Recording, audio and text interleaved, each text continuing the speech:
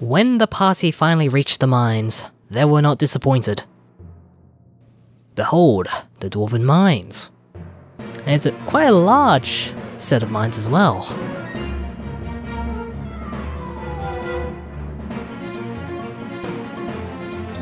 Apparently the rooms in the northwest and southeast ends are pretty useful points to have.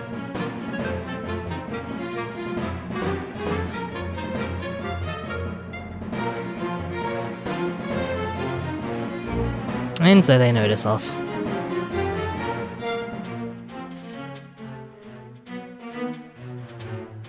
Cameron seems to think fireballs are the solution to everything. And in most cases, yes, they are. Ah, I guess that's who the master is.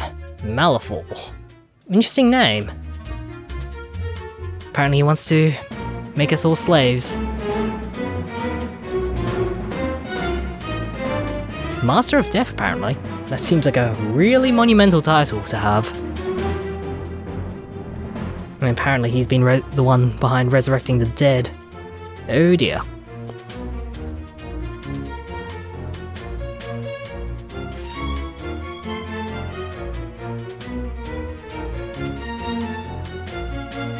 Apparently he sees some kind of potential in Talon.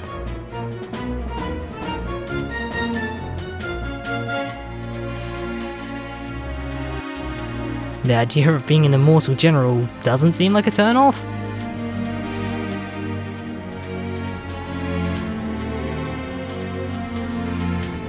Okay, you're going a bit over the top there, Malif.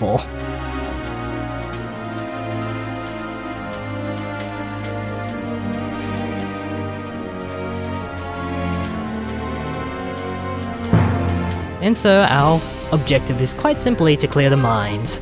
Of course, we have 85 turns to do so, but it's pretty important to try and get this done as soon as possible, since we do have an early finish bonus. We start off by simply moving some of our Dwarvish units out and recruiting some more, as is just the standard case in early turns. Of course, all the enemy teams want to do the same. They seem to have a range of units including undead, as well as bats. A whole lot of bats, and they have pretty good terrain defense wherever they go, so it's not exactly the best of situations. So, trying to get an early attack in, mostly using Dwarvish units for the most part, since we're up against the undead and we can cut them down with axes and hammers.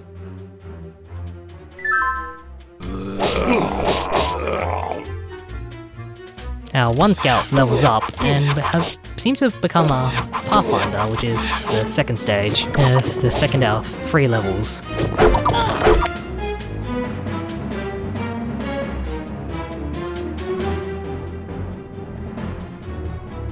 Now, since we are going up against basically 4 opposing teams, it's pretty important to keep yourself secured at all times, otherwise you're just gonna get wrecked.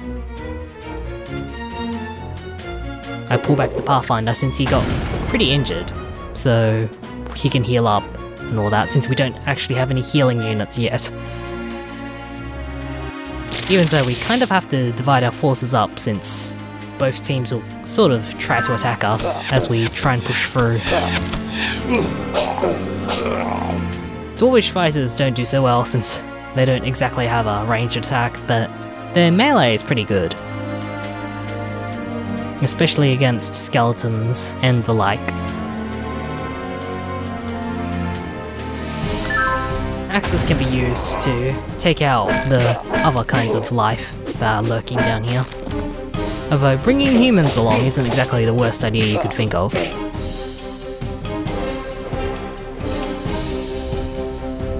Just taking it a turn at a time, pushing them to defenses where they can hold easily and not get overwhelmed. That being said, the leader units are still pretty strong with their attacks, so even in the best of situations you can still get killed. Which is why it's generally best to surround them and attack them with their type of attack, which doesn't do the most damage.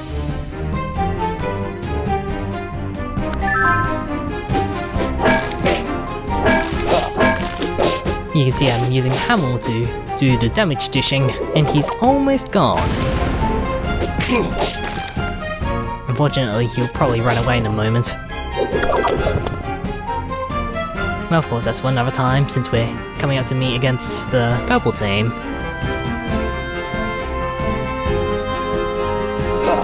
As you can see, the green team leader made a retreat before he died, and runs off even further, so it's just prolonging his life ever so slightly.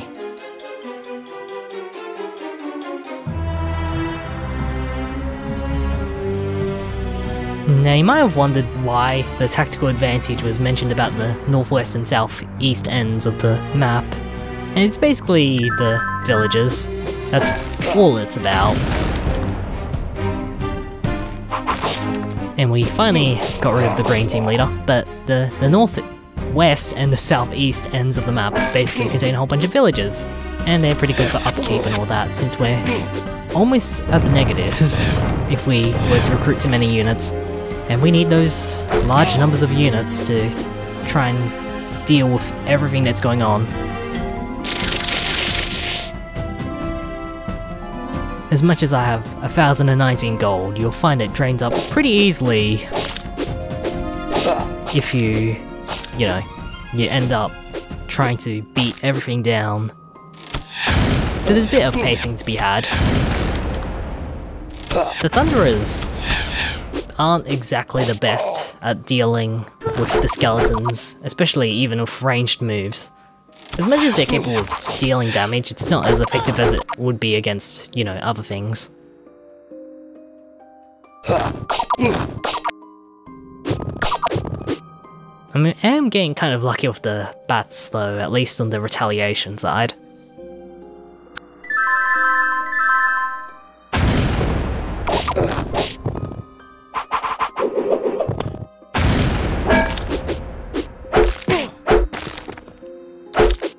Now, a strategy that I utilize in this particular scenario is to take the area to the east of us, which is kind of southeast end, the keep there, and recruit some units from there, which is gonna end up being a sort of problem later down the track, and you'll see in a bit when we get to it.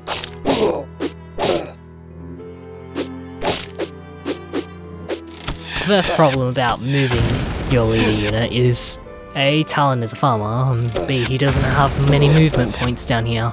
He's not agile as the rest of them. I think it would have been better if I had moved Talon to the Middle West room instead and recruited from there. There's a bit more flexibility, let's just say. There's also a lot more resistance being put up there, since brown team is at the very far end.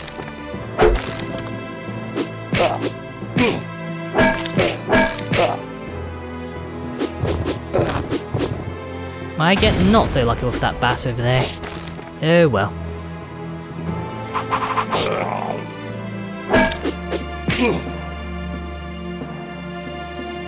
Just keep moving those units out, and recruit more units. I'm not really sure what works best, so I'm just experimenting, getting a feel for what works best. Of course, our main enemy leader units basically got the ability to summon these ghosts, and they have a degree of resistance to pretty much everything that you throw at them. And essentially what happens is that your units deal half damage to them, so it makes killing them kind of a bit of a hassle.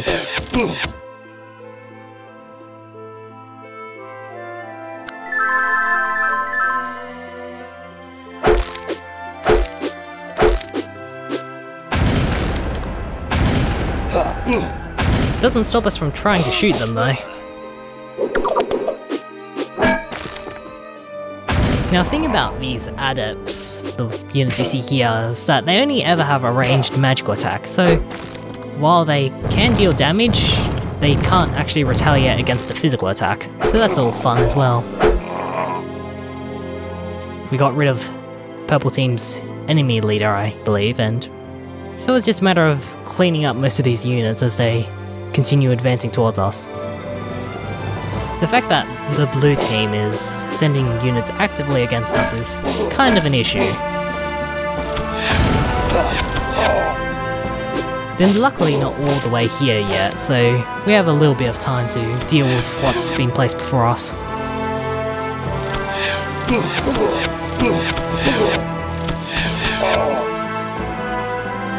That being said, hurling units in all directions, and we're the only things to stop them all.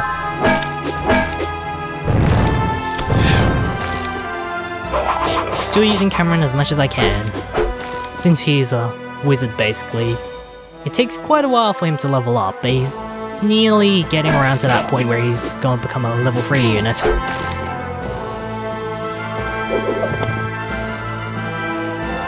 Taking the small victories, picking good spaces not to get hit in.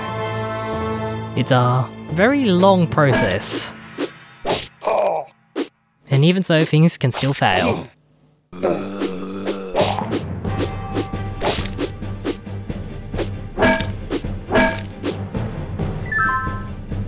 It's really satisfying to see a dwarvish fighter get a hammer hit on these skeletons and just deal loads of damage.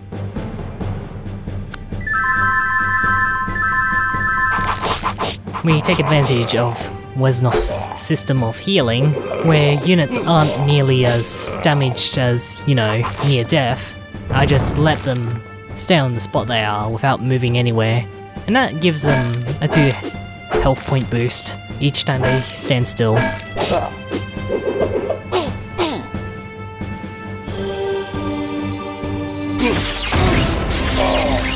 And that being said, pulling back units is still a very useful thing to do, because, you know, otherwise you're gonna end up with dead units.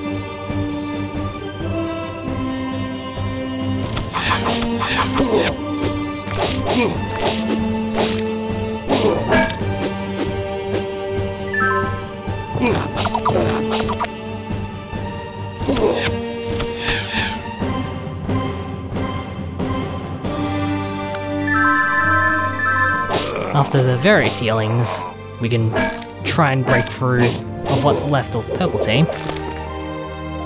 And one of our bandits, well, one of our footpads just leveled up. And so we keep on trying and push back against brown team and blue team at the same time, since blue team can pretty much summon units and throw them at us whenever they so wish. Not too many, but enough to cause a bit of a pain. And it's every turn that's happening.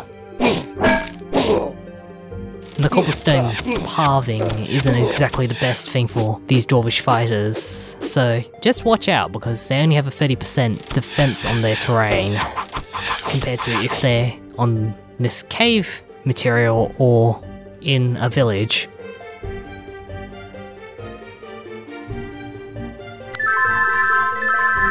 "13 turns in." I believe the high amount of turns to kill everything is due to the fact that it's simply the normal rating and not, say, super hard. And I'm okay with that.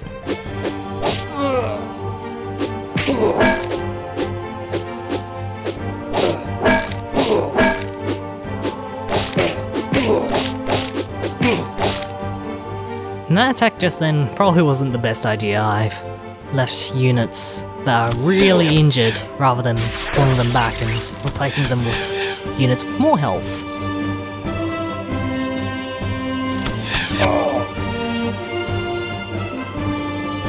Luckily our losses haven't been too significant just yet.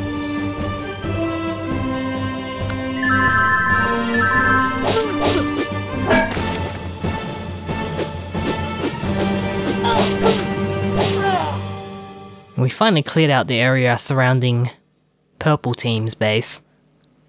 And so it's a matter of claiming all those villages and getting the gold so we can recruit more units at a slight less loss to us. Managed to kill that skeleton with our thunder on. Yeah, leveling up units is a good idea. as long as you can keep them alive. Sometimes I try to push even injured units to try and defeat the weaker enemy units just so they can level up. Because an advantage to leveling up, of course, is a full restoration of health.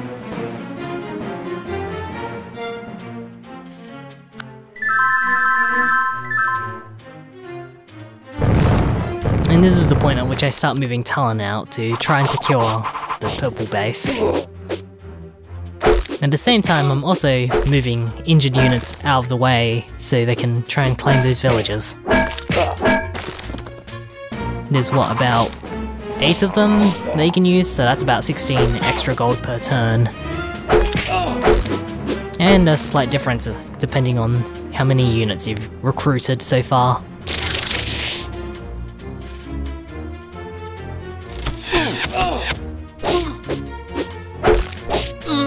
Unfortunately, even those units that are really close to leveling up can still die.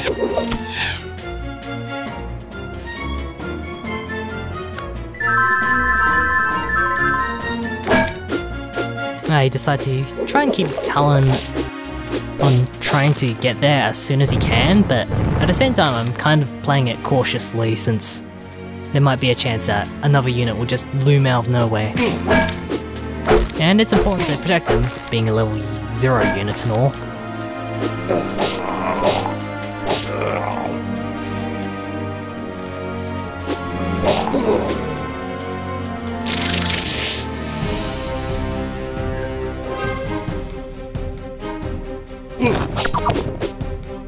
It's just a matter of defense and defense, and hopefully you put them in good spots so you minimize the amount of times they're gonna get hit. That being said, Cameron got really unlucky with his magic. He only got 1 hit in, and that was like 70%.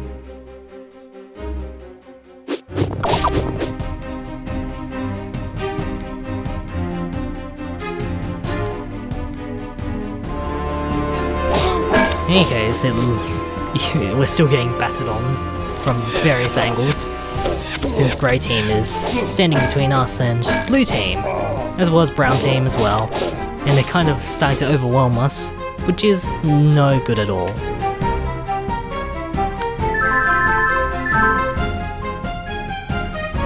That being said, Talon is nearly there and nearly ready to start recruiting units.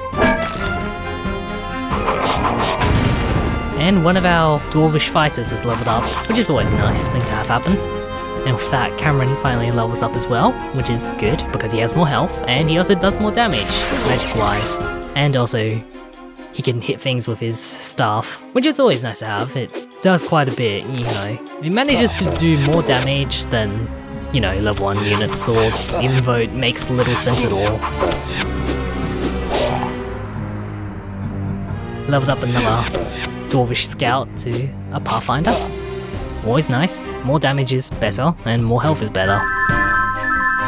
It means they can take more of a beating, hold their ground more. We don't have to deal with all this stuff as much.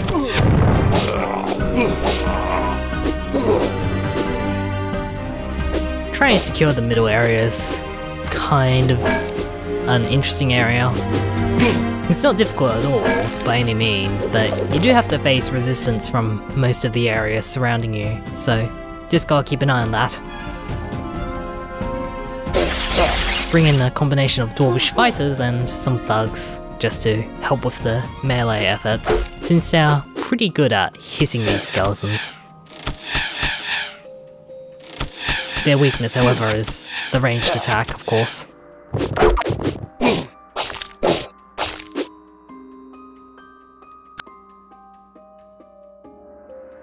Apparently, Malif has a very nasty surprise for us.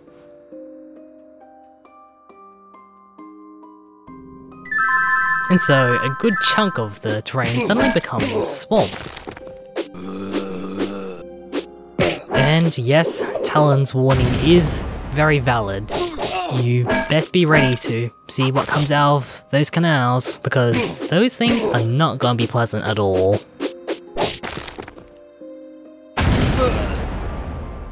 If you're unprepared for them, it's gonna be a bit of a scramble effort to try and get out of the way.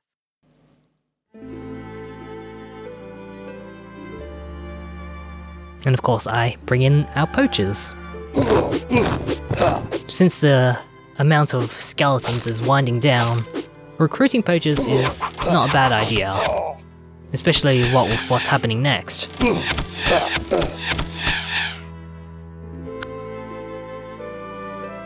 And so necrophages show up. They are nasty units. Very, very nasty units.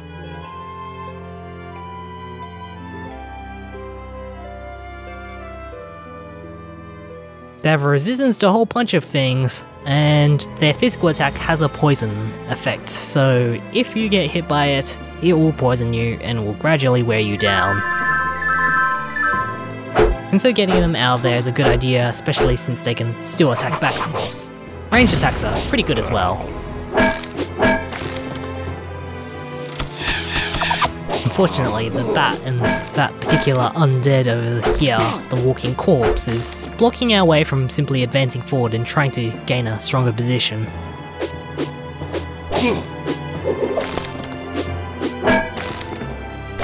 Unfortunately, it's also spread throughout the entire map. If you look in the top right corner where the minimap is, you can see a whole string of units. And they're all going to move out, and they are all going to attack. And they do poison.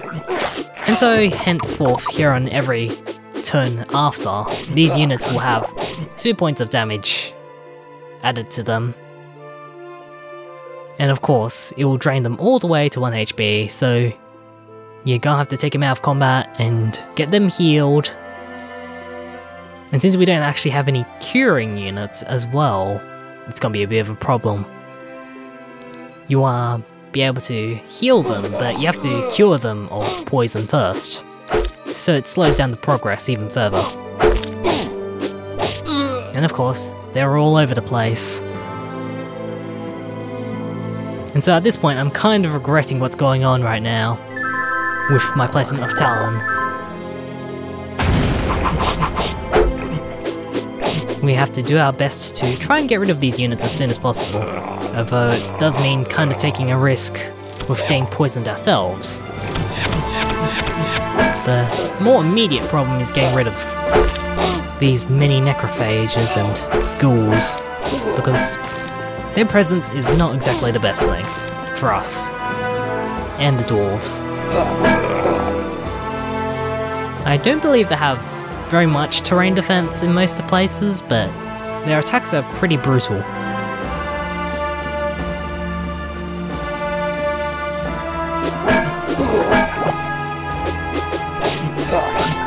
I'm falling back in the northwestern end just so we can regroup and get our units healed up while bringing some more reinforcements to deal with the fact there's a whole line of these ghouls and necrophages around everywhere.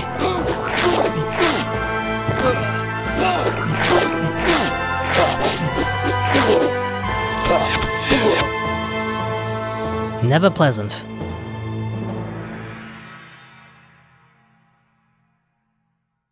You can see the reason why we have so many turns left to go now. However, if you can get rid of the blue team leader sooner, I'd say go for it, if possible. It probably isn't as possible as you think it might be. It's probably difficult, very difficult to try and break through.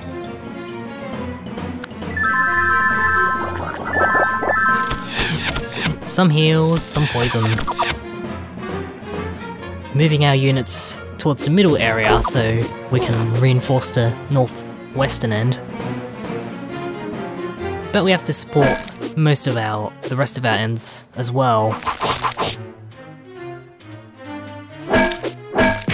We have a current income of about plus 23 right about now. That's good enough to recruit a few more units every turn without a loss. And that being said, we need way more units than just one per turn.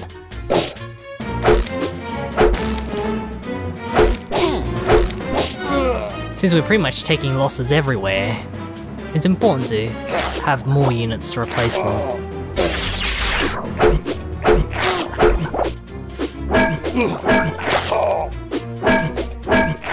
The thing about the necrophages is that since they have a special skill they can, with basically every death that they cause, it gives them extra maximum HP, which can get pretty nasty. So don't let them eat too many of your units.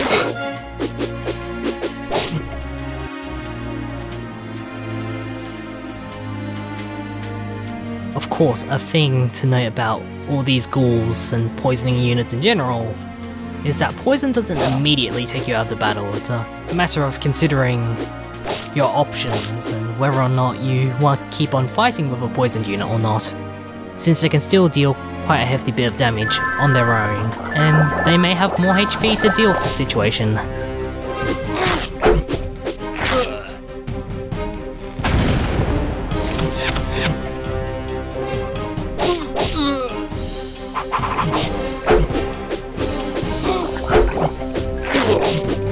These ghouls are pretty nasty bits of work.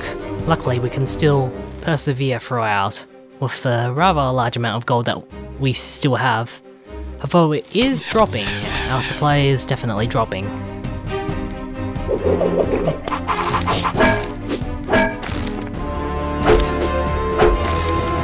With most of the undead gone from the mid-east end of the room, it's a matter of getting rid of all these ghouls. That becomes the main objective.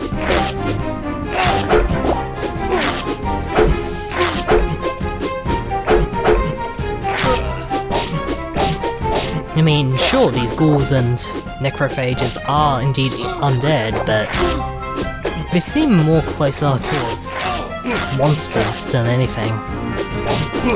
Like bats, they're not undead. Although, these are undead. Don't know where I was going with my train of thought there.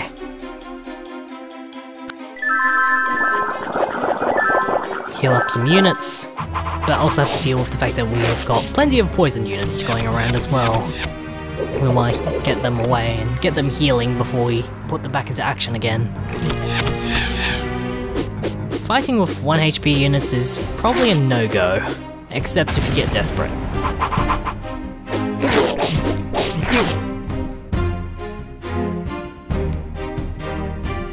We send some units towards the northwestern end, try and get things sorted out and avoid too many casualties.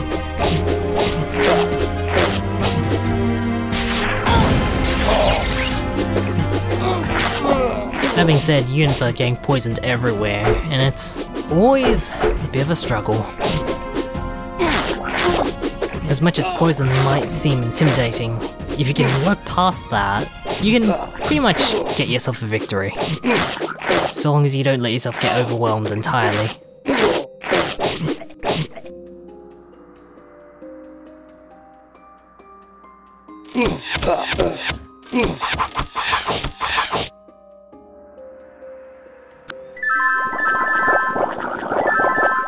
Poison, poison everywhere. In fact, I think there was more occurrences of the poisoning sound rather than the heal sound that time.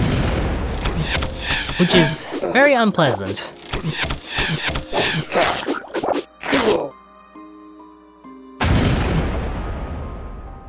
Thankfully, once they're cleared up, they're not going to come back again.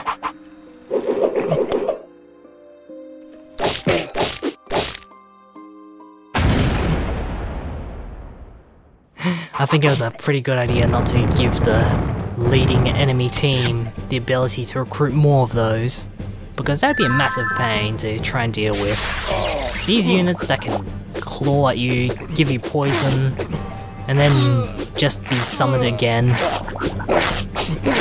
That would be really, really troublesome.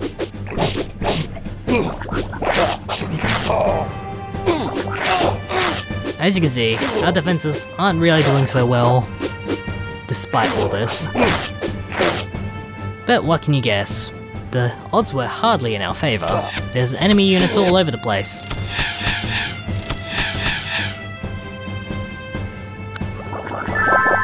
Luckily, our gold is on our side.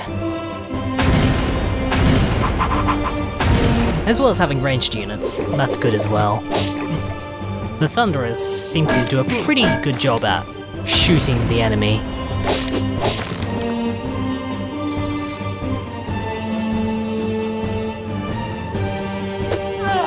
while pulling back our injured units, you want to bring in the fresh units so they don't all die. I'm pretty sure. I've said this before, but it's a very solid strategy nonetheless. I wish I could remember it more during the actual battles.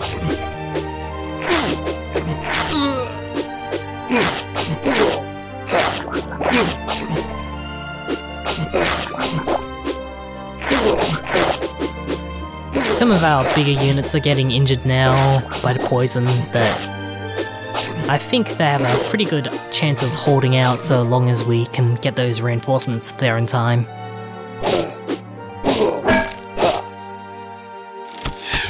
They're still recruiting though. Thankfully not the ghouls, but they're still recruiting. So try and get reinforcements out there. And since the middle area is sort of cut off right now, it's kind of a bit of a problem. You basically have to go around where the river ends just to try and reinforce the northwestern end.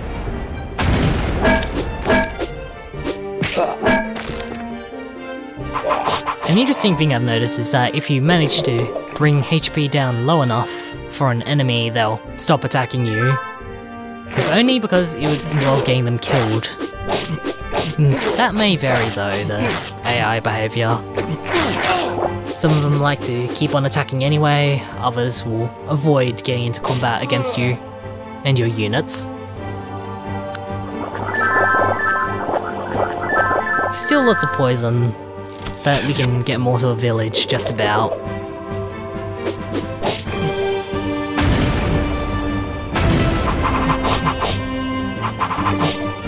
Nothing can last forever.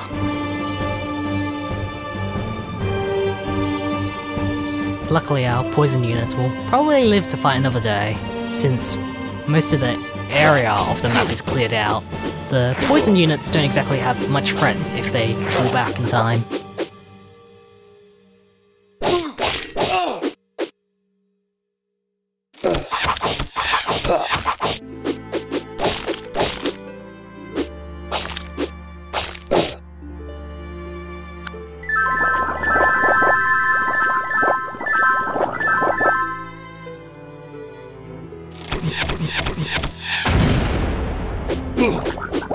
We just use our poachers and our thunderers against these necrophages for the most part. Anything else is probably gonna lead to getting poisoned. Probably. Footpads have pretty good defense on these pathways and mountains and all that stuff, but even so, all it takes is one hit, and you're certainly going to be in a bit of trouble.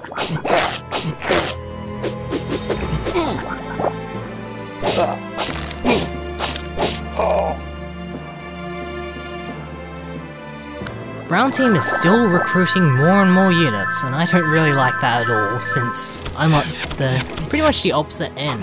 So sending units out there to try and reinforce it all is a bit of a problem, since it takes so much turns to just get there in the first place. That being said, we do what we must, because keeping our level 2 units alive is pretty important. Especially as we get towards the end of the game, where recalling units starts to become even more important than recruiting new ones outright. Since they will be very strong, they'll be pretty important in determining victory for us.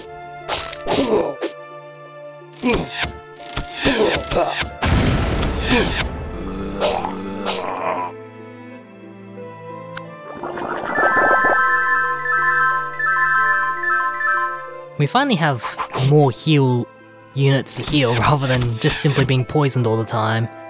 But even so, reinforcements are still coming in, luckily for us. And we're finally pushing through to Grey Team, so that's nice. The more leaders we eliminate, the fact that they won't be recruiting units anymore will be a great relief for us. Because we can just push forward with our units and not have to worry so much anymore.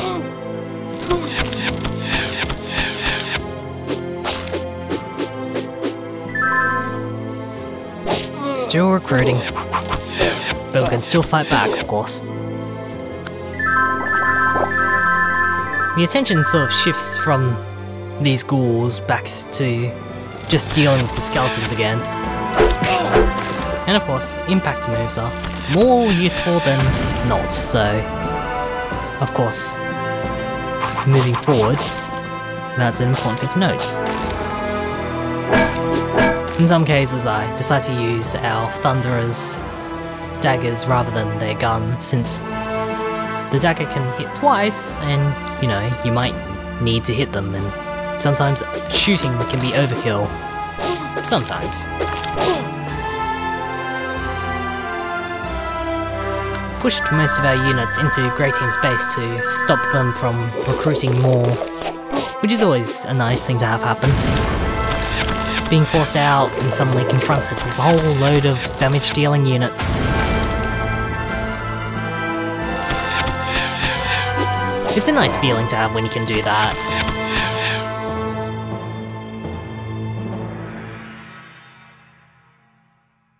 Most of the units have started to heal up at this point, and now we're going to use our reinforcements to try and push the northwestern end, while we work our way up on the eastern side.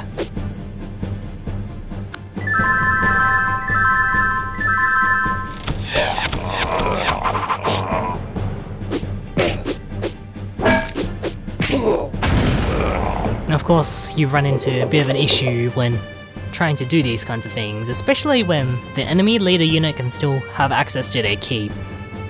Brown team can still recruit more units, and as such can be a bit of a pain for us. I decide to move Talon up from purple team's base towards grey team's base. Getting closer to blue team now, and sooner to victory. It's always a nice thing to have. You can still lose if you're not careful though, so gotta pick your moves carefully.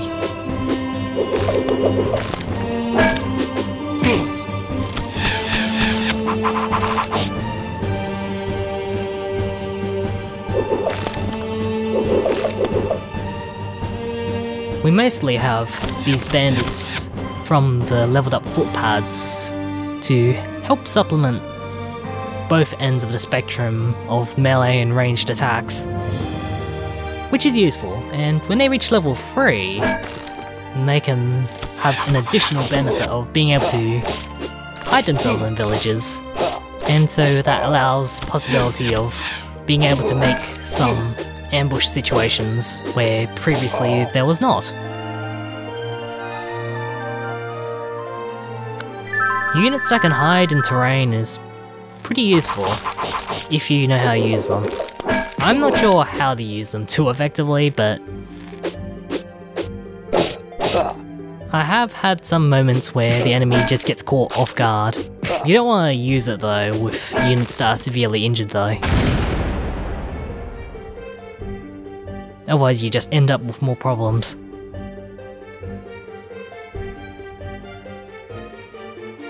We've cleared out most of the mid-east end of the map now, and so it's a matter of mopping up the rest of the forces. Even so, brown team is still refusing to give up, even now. It won't be much longer though.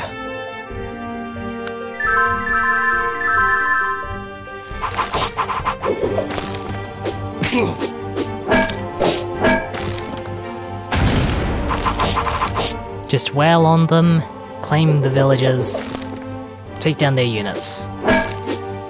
But try not to overstep where you're going though, otherwise you may get hit by something very unlucky, or rather, very lucky, but not for you.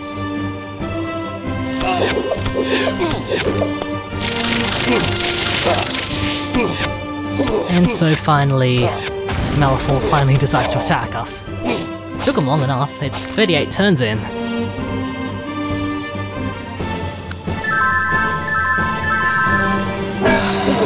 That being said, we still get a few hits in. Unfortunately, as an ancient lich, he has pretty good attacks. The melee attack has a draining ability, so if they get hit, they'll absorb half the damage back. And their ranged attacks are pretty strong, Since they are also additionally magical, that means that they'll deal a whole bunch of damage if you try and hit them. And has a high chance of hitting you as well, so a level 0 or level 1 unit is certainly not going to make the cut. Not without a whole bunch of support though.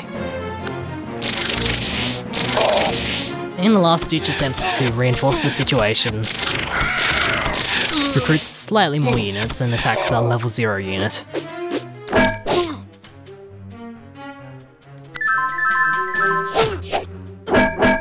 Level 0 units are pretty useful if you near push forward in some cases, but they're not great if you're gonna get hit. But no need to worry about that now. Malifaux's gone down, and apparently he seems to have escaped. Of course he would escape.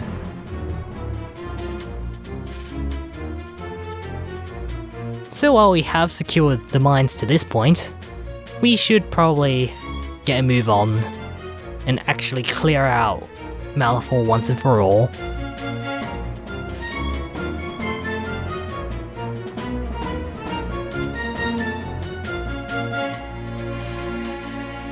And some of our dwarves decide to tag along with Talon to meet Malifaux and get rid of him. And so that concludes Into the Caves. Thank you very much for watching, and watch out for next time, where we'll proceed down a very, very lengthy hallway, be surrounded on all sides by enemies, and try and rescue some units. But that is another video and another time. Until then, take care.